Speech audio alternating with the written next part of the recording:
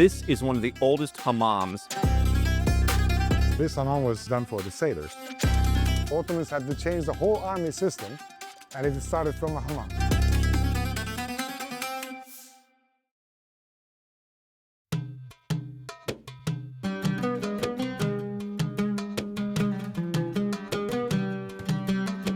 So you could go to any of the 5-star hotels here in Istanbul and you could go to their hammam. You'll overpay, no big deal, but it's not going to be as authentic. I find hotels to be very bureaucratic. This is one of the oldest hammams in Istanbul and they've totally restored it. We're gonna meet the owner. It is back to its original glory. Right next door, this mosque is from the 1500s. This is an authentic Turkish bath.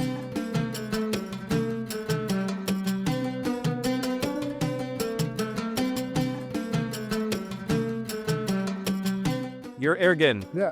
Andrew. Nice to meet you. Pleasure. Thanks for having us. So this mosque is 1580. That's correct. Is the hammam the same? So this is 450 years old. Yeah, they're done at the same time, with the madrasa behind. And you can buy this. You can. You can buy a hammam from 1580. You can. And you did that when? That was in 2004. Okay, and it's taken you a while, I understand, to get permission and fully renovate. The restoration ended in 2004. We started running at 2005. I bought the place in 2005. 2005, and then you spent 7 years. Yeah, for restoring it. To restore it. And then to run it. How does that work for a 400-and-some-year-old building to restore it? It's very complicated. This is one of the first hammams to be restored fully, full scale. And we won the European Nostra Award for heritage. In conservation parts, and that was quite prestigious. And that was quite prestigious for Istanbul and Turkey as well. And as well, we won the Global National Architecture Award for conservation as well. So in Turkey, it was quite well known too. What is your background?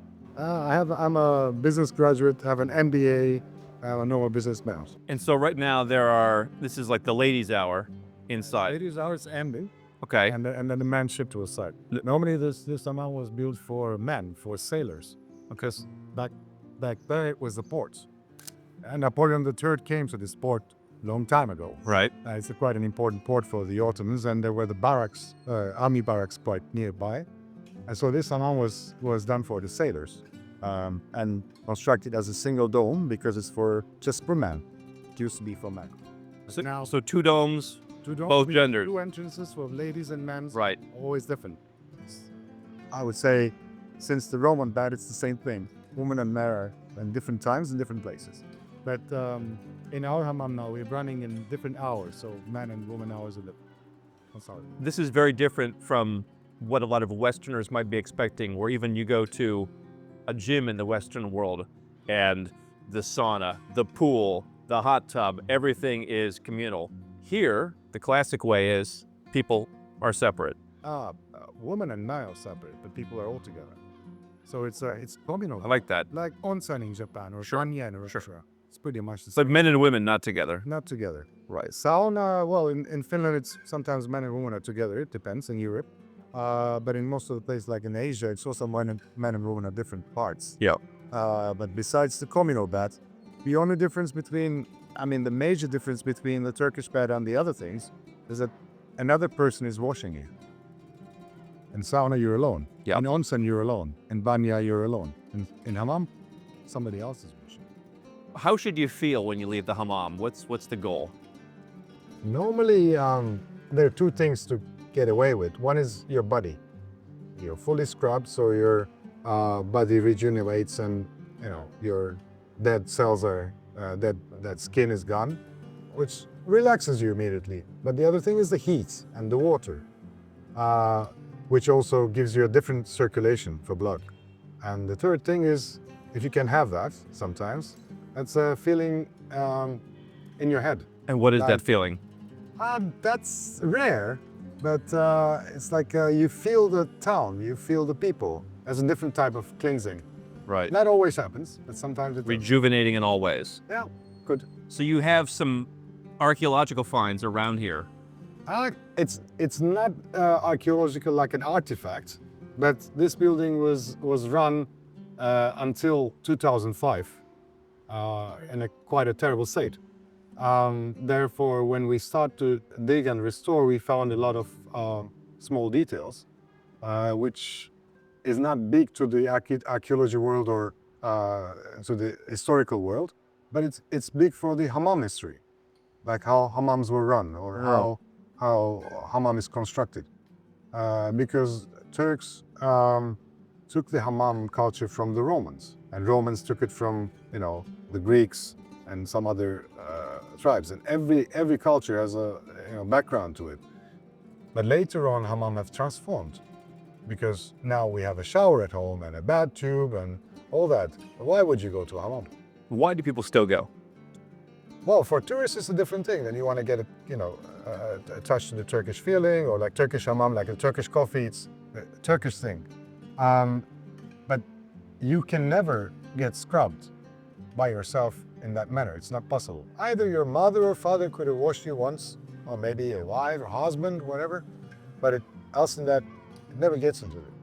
So when you get washed fully in a hammam, you realize that actually what your normal washing process is not enough to do the same. That's one thing. Second thing is communal bathing is a completely different energy everywhere in the world. Now we are doing it very private, in our houses, naked, alone. Communal thing is different. It's a different thing. I asked my wife for help with that one. She said, go scrub yourself. Let's see. Let's show us the place.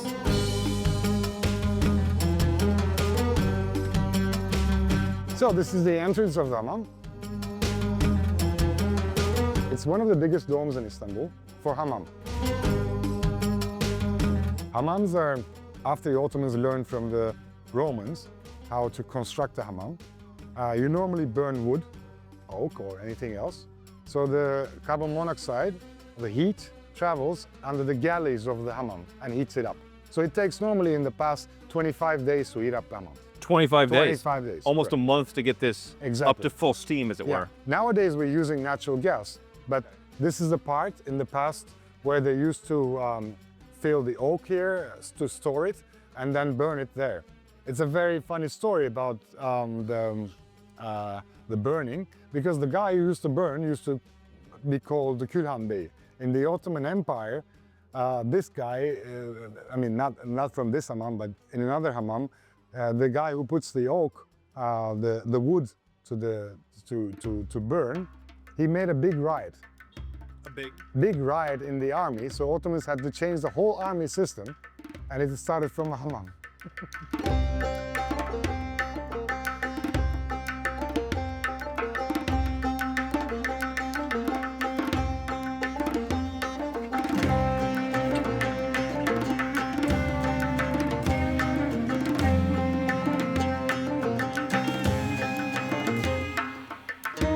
This is the part to rest after the hammam. This is the changing part and change the clothes. Okay. And then you get into the hammam, get washed, and first you lay down on the marble blend, and then you come back from this door, rest. That's the end of the hammam. Drink a chai. Drink a chai. Normally, before we don't drink so much, but after the hammam. Before you need a little of sugar to balance your sugar. Oh. Because you can dehydrate sometimes. You have any Coke or? No. Is that what we need? We have a drink called sherbet, which is like a juice in the past. Okay. We do the exactly same, but in a very small glass. Okay.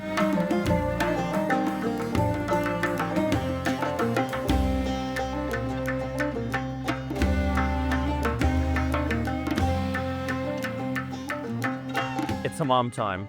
The cameras can't come in, but when I come out, I'll be a whole new person.